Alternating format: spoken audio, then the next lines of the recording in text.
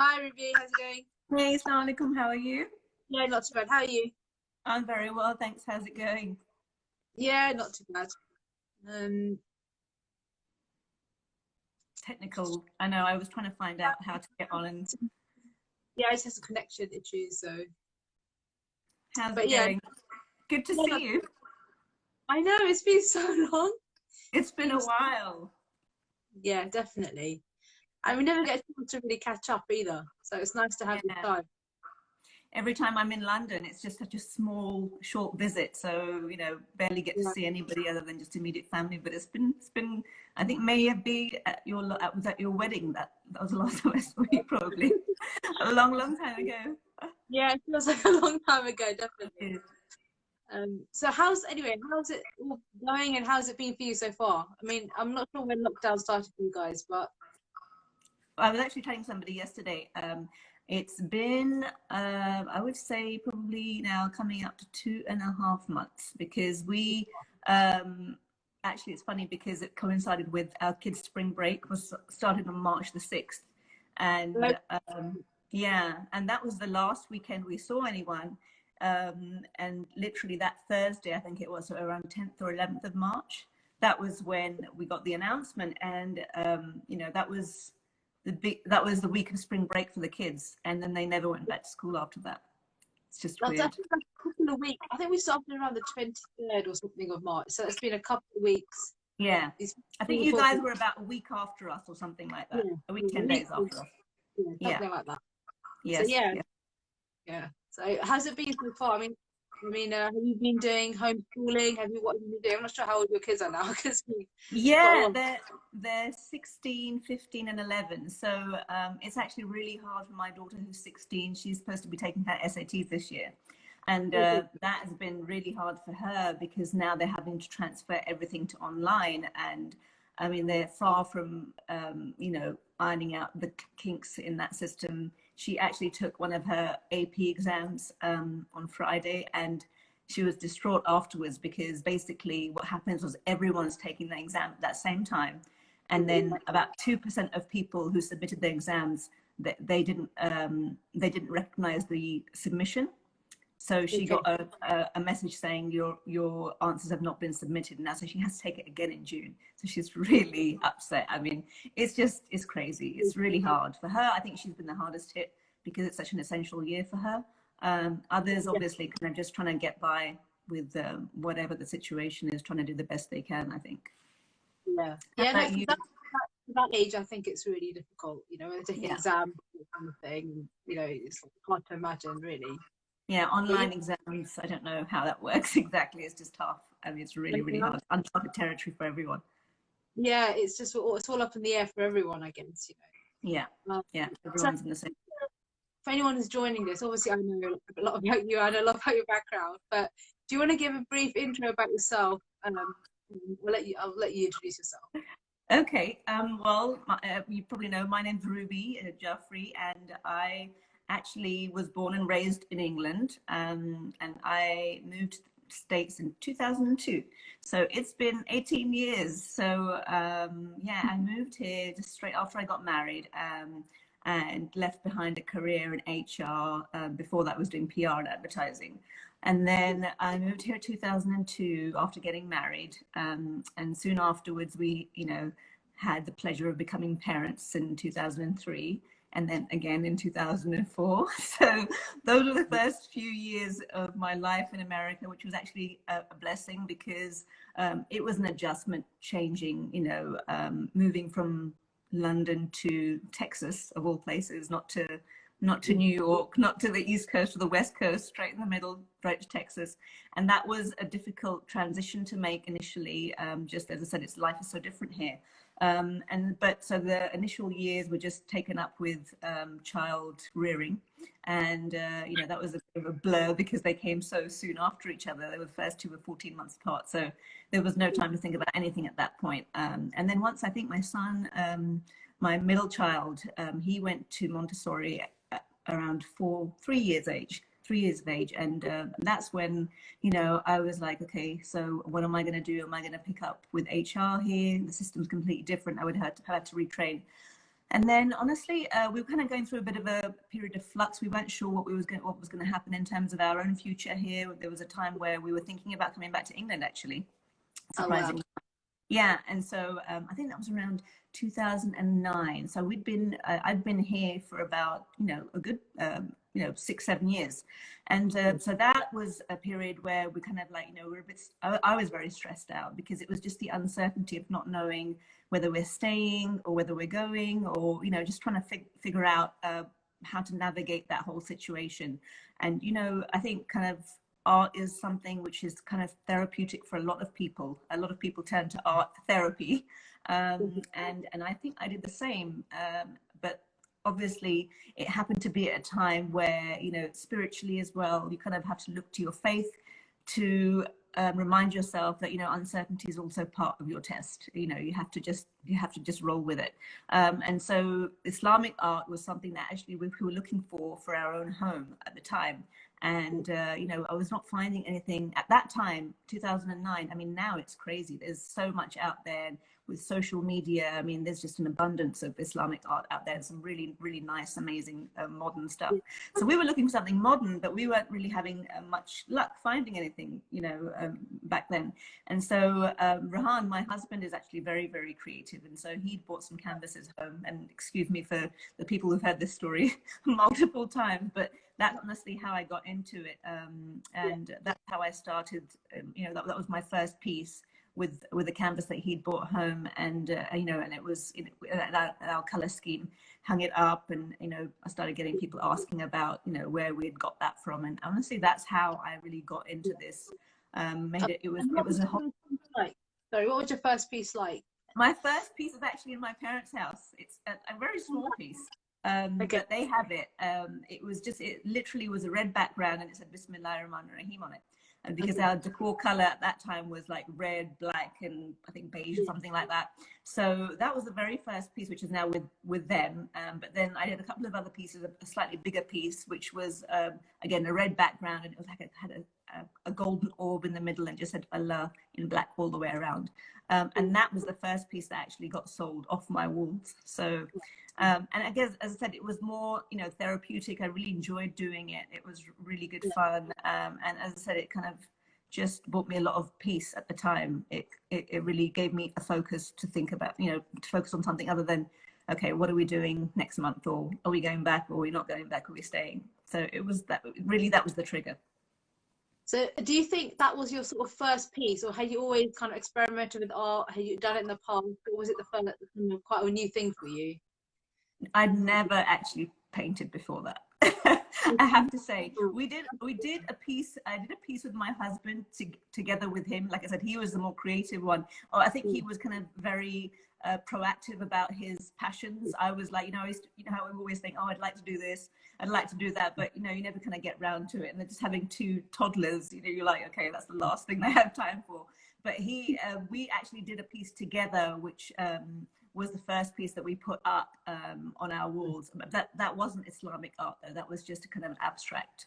But so yeah, I had never before that really even held a paintbrush, I have to say, other than for like painting kids' bedrooms or some stuff like that. That's amazing.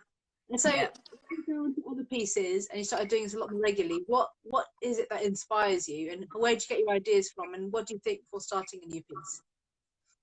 Honestly, the inspiration can come from anywhere, Aliya. It's amazing because, like, I'll be out somewhere and I'll see something either, just outdoors through nature, or I'm really into home decor. So a lot of the times I'll be flicking through a magazine and just looking at pieces, even of furniture or just the decoration of a room, the way it's been set up and stuff, and that will literally trigger something. And I'll be like, oh, that would look really nice with an Islamic art touch to it. So I'll see a background or whatever, and I'll be like, oh, that would go really well with the next piece I was thinking about doing. So that can be the inspiration. But a lot of the time, I would say the inspiration for pieces I haven't really thought about doing comes from the meaning of what I want to write. You know, some things, you know, like with the Quran, with everyone, and in different hadiths and surahs and everything, you have different favorites. Everyone has a favorite something, you know, a saying or a quote or something from the Quran which you kind of resonates really, you know, profoundly with you. And that can often be the motivation and inspiration behind a piece, because I'll literally, for example, I'll give you an example, the surah from Surah Nur, you know, the saying, Nur ala Nur, light upon light. That gives, you know, gives me just, that line itself gives me so many images in my head of different variations of how that could be represented. So a lot of the time it is the meaning that really you kind of try and translate that, the essence of what is being said into a pictorial kind of manifestation, if it makes sense. That makes sense, yeah. And also just thinking about those two things, like art and like spirituality, I think that's, those two things are so important in this lockdown period. It's so relevant. Yeah. Because, like, for example, you're talking about how you did your first painting. Like, I have no artistic background, but because I'm doing homeschooling, I'm just so much arts and crafts. But actually, I'm starting to really enjoy it, even though I wasn't really very artistic at all. Well, that's how I started. I mean, it's like, it's this lockdown has really helped us tap into so many things that none of us really even knew were in us. You know, I see people, you know, well, people who enjoy cooking are like getting so much into cooking. For example, my husband, you know, he's, you know, he was into woodwork at some point, and this lockdown has, of having the extra time on your hands, it's really allowing us to go back to those things that, you know, kind of just got put on the back burner because we didn't have time. So like, he's, you know, converted his garage into like a little woodwork workshop where he's like making things. And I think that's really helped, like you said, with your kids doing the arts and crafts. You realize that you have talents that you didn't really know you had. Yeah, I mean, I think this, obviously lockdown is so difficult. We're not going to shy away from the fact that it is difficult. But these videos, we're aiming to kind of at least kind of have a positive way of looking at it. And I guess in some way it's liberating to have that time. Is that something you found, like more time to try new things? Or yeah, it's nice actually, just not being on a schedule, because that's the American coming up, the schedule. Not being on a schedule. My sister always picks me up about that. Yeah. So it's just nice not having to have, like, you know, every day intercepted by, okay, I've got to go so and so at such and such time, you know, and that's the norm for even weekdays. I mean, even after school pickup, there's X, Y, and Z until bedtime, and every minute is accounted for. So I think having that freedom of not having, you know, literally having something to do at every hour of the day, or, you know, having somewhere to go, that's really helped, because you've got those, you know, blocks of time to do something, take on a project. That's really helped, I think. It's been nice. We've talked about this a little bit, but just kind of bridging more onto kind of spirituality. How do you connect your art with kind of spirituality and your belief in God? How do you connect those two things? I think it's not really something that I consciously think about. Again, it goes back to, you know, representation through art of something that is a belief in your heart, or something that, you know, you've read and has really made an impact on you. Those are the pieces that turn into, you know, your most meaningful pieces, because it's, you know, it's backed up by something which is just, you know, it's deeper than just, say, a verse that you've picked up. If you resonate with something, I think your representation of it will be a lot more meaningful, and it has a story. And, you know, when art has a story, when there's a story behind a piece of art, it just makes it that much more appealing and more interesting to somebody who's looking, because, you know, everyone sees something different when they, you know, when they look at a piece of art. You know, you'll see something else, I'll see something else, and it's interesting to kind of merge those two things together. But the spirituality and the art really comes from the heart, I think. You know, if you have to think about it too hard, and that's the hard thing with commissions, is if someone's commissioned something and it's something that you've not really, you know, it doesn't really mean much to you, trying to represent that in a beautiful way is harder than if it's something that really clicks with you, because that will just be completely a natural progression to put it onto canvas then. And some particular pieces, have you sort of connected that with different moments in your life? Like, do you look back at a piece and think, oh, actually, this is a moment I really remember from this piece? Or Yeah, but having going back to the murals in the kids' bedrooms, it's funny because somebody was talking to me about that the other day, because I was actually talking about what, now the kids are home, everyone wants their room decorated, and they're like, all those projects that you don't get to do normally, and you're like, okay, I'll get around to it when we have time. And now, everyone's making requests about things that they want in their rooms. And it's funny because you say that about connecting certain periods of time with certain projects that you've done. And I always connect my, my second pregnancy, actually, when you're nesting and you just want to get everything in the house done. And so don't ask me now, because my husband was saying to me, why don't you do it again? I was like, I don't know where I got the energy split from that time when I did it, but I basically painted my daughter's and my son's rooms. So Sakina got an Arabian Nights themed mural, the whole room painted, even the ceiling, which was crazy. And now I think about it, and so, but when I was expecting Sarem, my second, I painted their room in a jungle theme, and it was a massive project. It was basically, the inspiration came from one of Kumail's books. My nephew in London, I used to read that book to him all the time, and that basically became the backdrop for that mural. So that period of that mural will always be relevant to that period of my life when I was nesting and went crazy and just painted this whole room in the space of, I think, 3 or 4 days. But other than that, yeah, I mean, different pieces that you do for occasions for somebody, that's always nice, because, as I said, it becomes kind of enshrined in that moment of time, because it's like a reminder of that event or that occasion.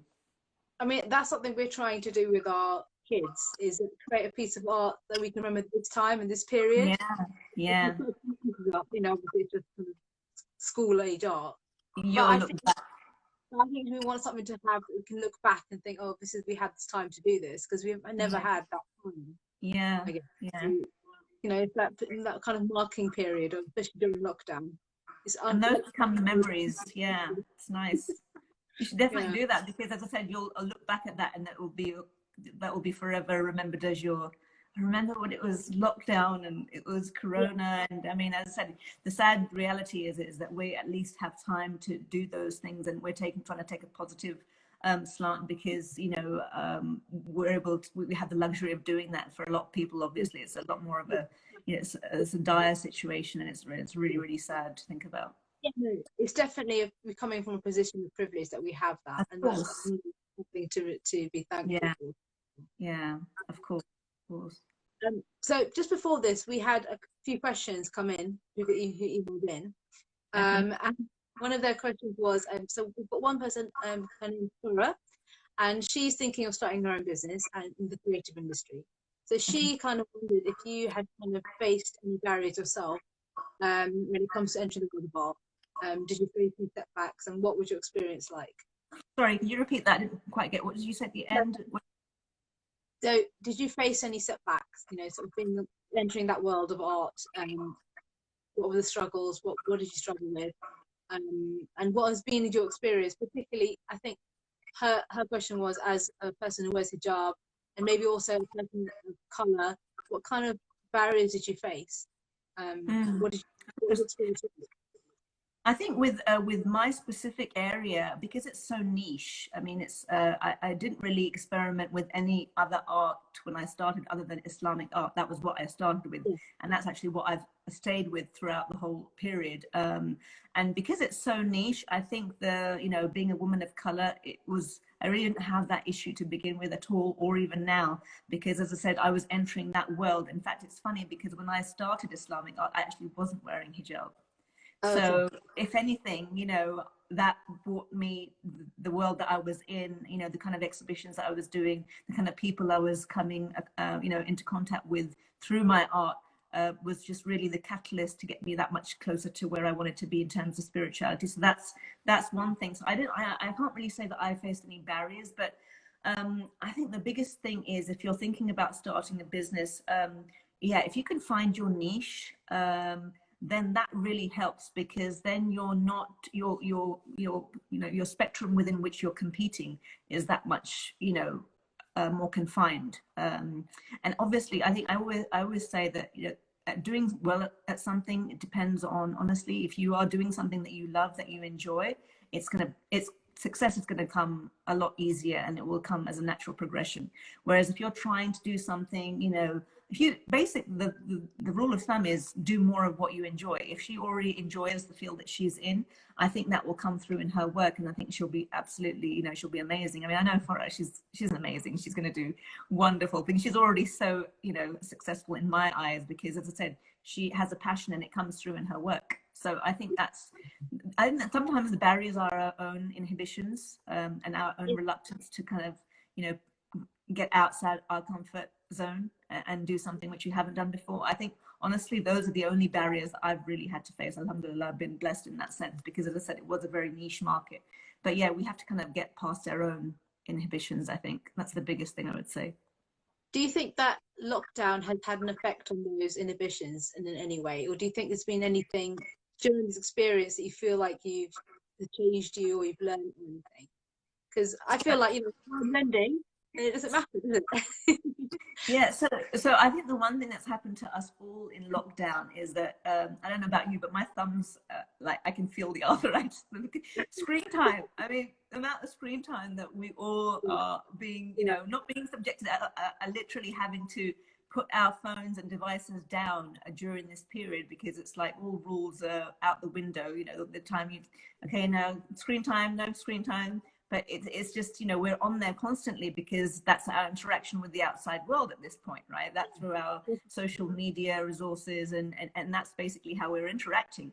And so the one thing that I would say that's happened during this time is that, yeah, I've become more active on social media, and actually, you know, doing things that I perhaps wouldn't have done before in terms of, you know, I always thought about doing time lapses and things like that, but I never really, and people would ask, you know, can you do a YouTube tutorial, or can you do this and can you do that? And honestly, to be, you know, completely frank, before, as I said, you don't have those blocks of time where you can do, okay, let me just come from outside after having been so and so and then do this for 5 minutes. It doesn't work like that. You need like hours and hours for that to happen.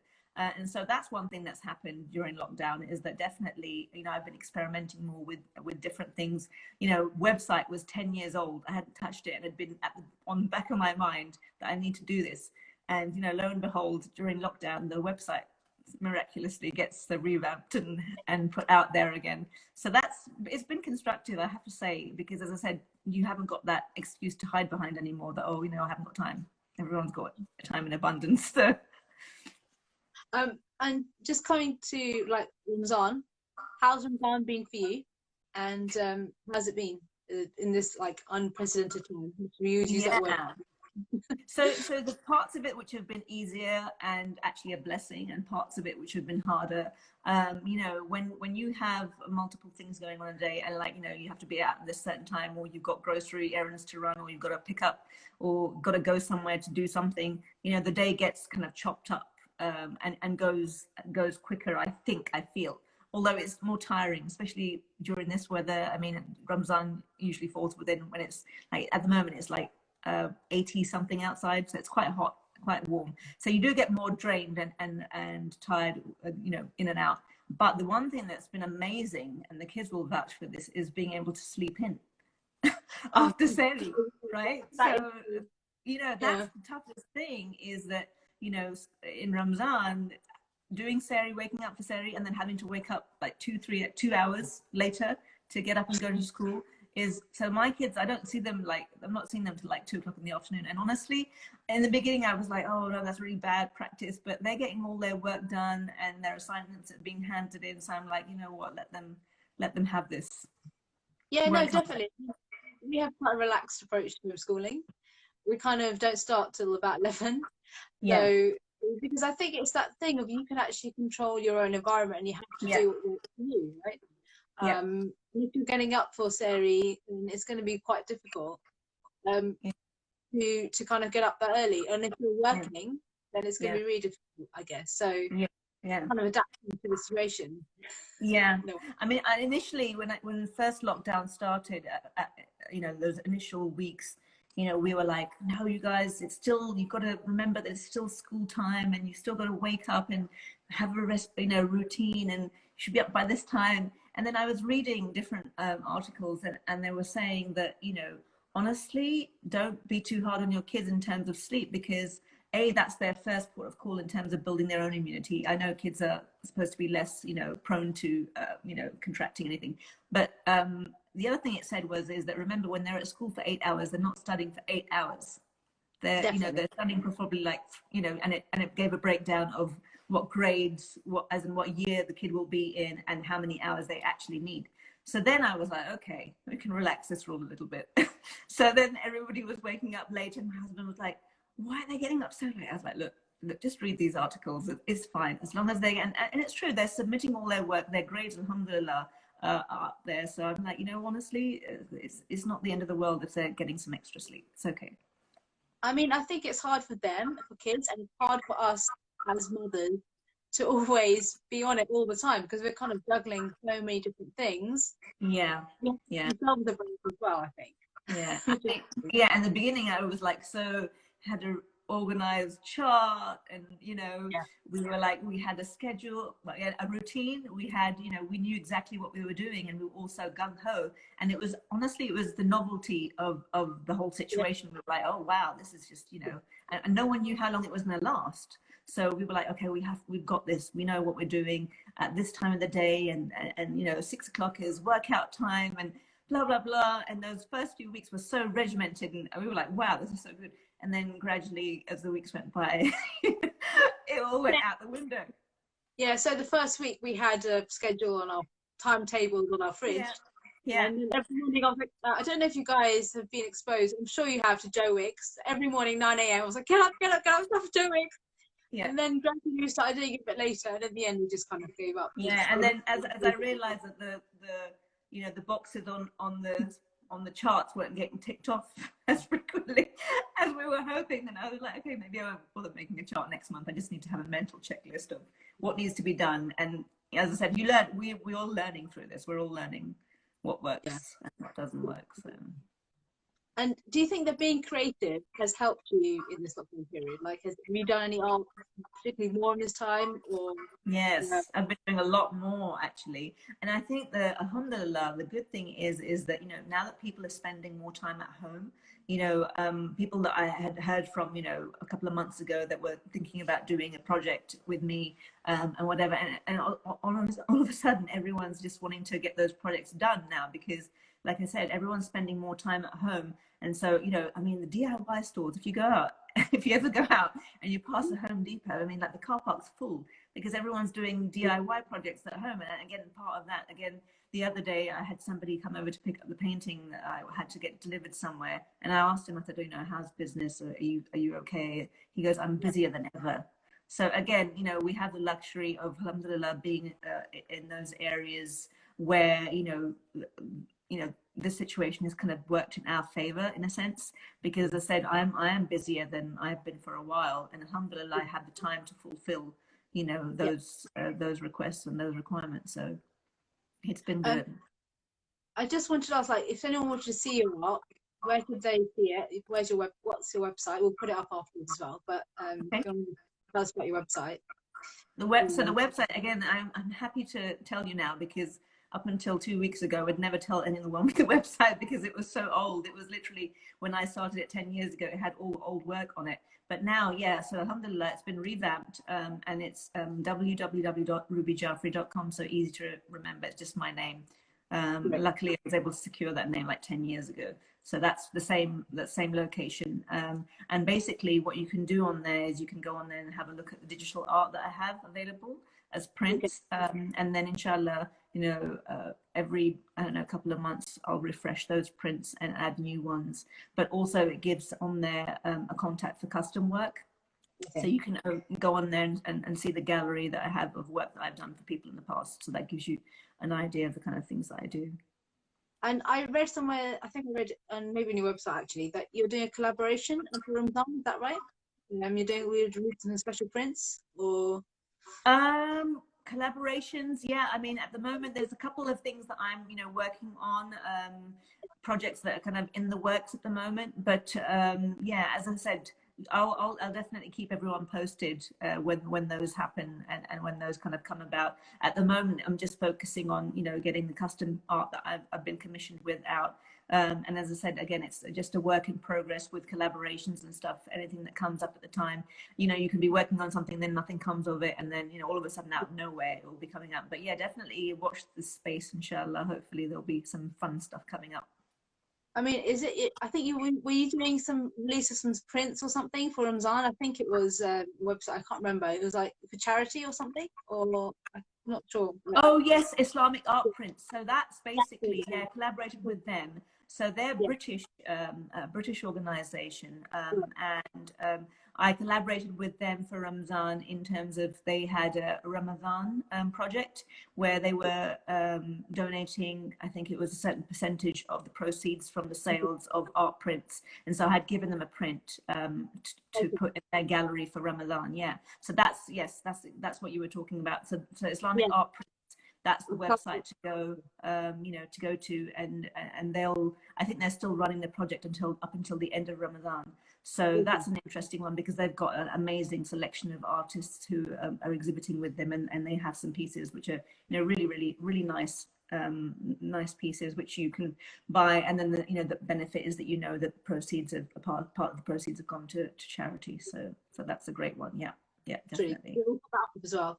And also just in terms of other things you've done, like is it something you do with your kids at home?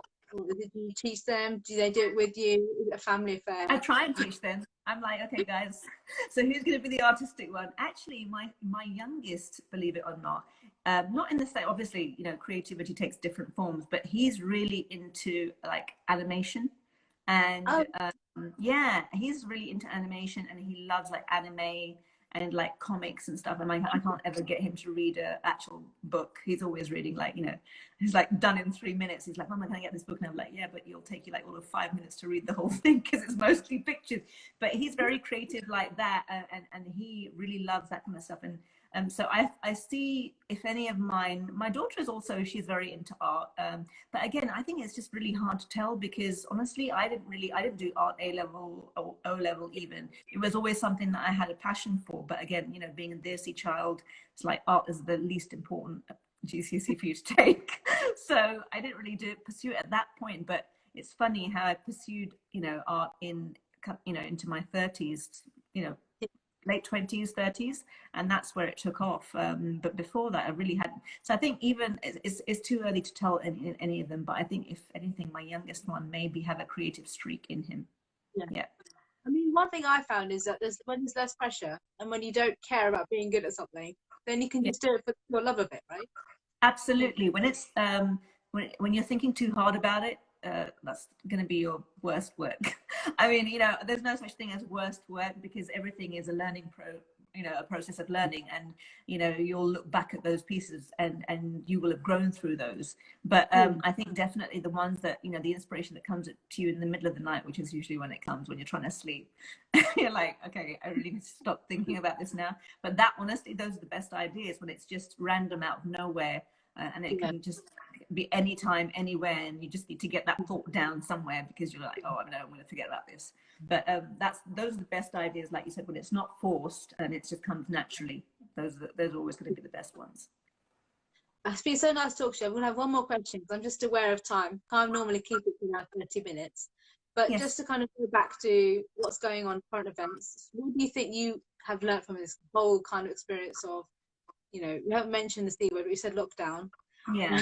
What you will take away from this experience? I think the biggest takeaway from this, and I hope we don't forget this when inshallah this is all said and done, and becomes a distant memory, is that I think the value of time.